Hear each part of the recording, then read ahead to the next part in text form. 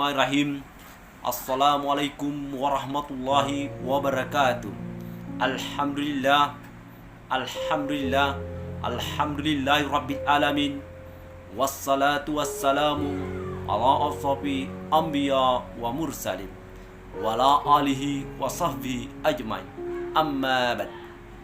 Pertama-tama kami ucapkan banyak terima kasih kepada semua yang selalu setia mendengarkan kami. Puji syukur kita panjatkan kepada Allah Subhanahu wa taala, yang mana kita masih diberikan kekuatan, kesehatan, limpah rahmat, umur panjang, sehingga kita masih bisa mendengarkan hal-hal dalam kebaikan. Kita juga tidak lupa bersalawat kepada junjungan Nabi besar Muhammad sallallahu alaihi wasallam beserta keluarga, sahabat. Semoga di hari kiamat nanti kita mendapat syafaatnya. Dalam kesempatan ini kami akan berbagi tentang hikmah memberi makan. Saudaraku yang dirahmati Allah Subhanahu wa taala dimanapun berada. Mengutip satu hadis Nabi sallallahu alaihi wasallam tentang orang yang akan mendapatkan perlindungan di bawah arasnya Allah Subhanahu wa taala. Dia adalah orang yang memberi makan orang yang sedang lapar. Tak hanya berpahala memberi makan, bahkan dipuji oleh Nabi Muhammad sallallahu alaihi wasallam. Sesungguhnya orang terbaik di antara kalian adalah orang yang memberi makan. Hadis riwayat Tabrani. Seorang laki-laki bertanya kepada Nabi sallallahu alaihi wasallam, perbuatan apa yang terbaik di dalam Islam? Nabi sallallahu alaihi wasallam menjawab, kamu memberi makan kepada orang lain. Hadis riwayat Bukhari dan Muslim. Syekh Nawawi menceritakan tentang rahasia Nabi Ibrahim hingga menjadi Khalilullah, kekasih Allah. Nabi Ibrahim mengaku tidak makan sore dan makan pagi kecuali bersama tamu. Bahkan Nabi Ibrahim menempuh perjalanan sejauh 1 mil atau 2 mil sekedar mencari orang untuk menemaninya makan.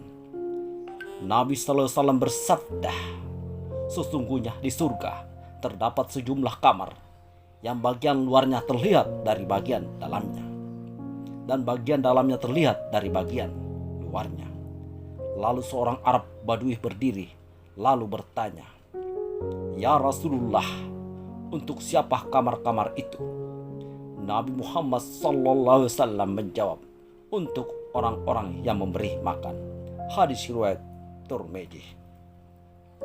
Tak hanya memperoleh kamar khusus, orang yang memberi makan juga akan masuk surga dari pintu khusus.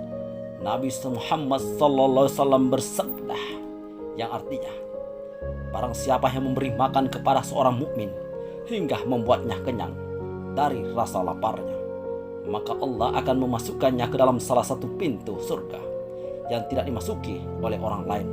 Hadis riwayat Tabrani. Memberi makan tidak harus menunggu menjadi kaya dan berlebihan makanan, sebab memberi makan dalam keadaan sempit pahalanya sangat besar di hadapan Allah Subhanahu wa taala, bahkan dapat melindungi pelakunya dari siksaan neraka. Nabi Muhammad sallallahu alaihi wasallam bersabda, yang artinya, api neraka merasa takut walaupun dengan sebiji kurma yang kalian berikan untuk orang yang lapar.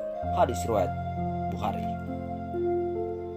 Di dalam Al-Quran disebutkan bahwa orang yang memberi makan akan dapat menempuh jalan mendaki dan sukar Akabah. Allah Subhanahu wa taala bertanya, dan tahukah kamu apakah kiranya jalan yang mendaki dan sukar itu? Quran surah Al-Balaq 90/12. Pertanyaan ini dijawab langsung sendiri oleh Allah Subhanahu wa taala. Memberi makan pada hari kelaparan. Quran surah Al-Balaq 90/14. Di dalam Al-Quran juga disebut bahwa orang yang tidak mau memberi makan adalah sebagian pendusta agama. Allah Subhanahu wa taala bertanya, tahukah kamu siapa orang yang mendustakan agama? Quran surah Al-Maun 107. Menurut Allah Subhanahu wa taala, dialah orang yang tidak menganjurkan memberi makan orang miskin.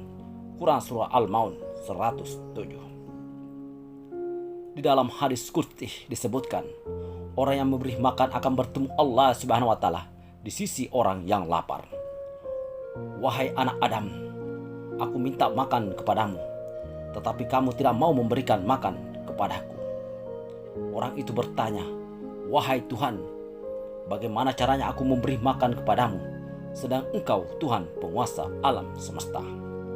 Allah Subhanahu wa taala menjawab, ketahuilah, apakah kamu tidak peduli terhadap seorang hambaku, yakni si Fulan?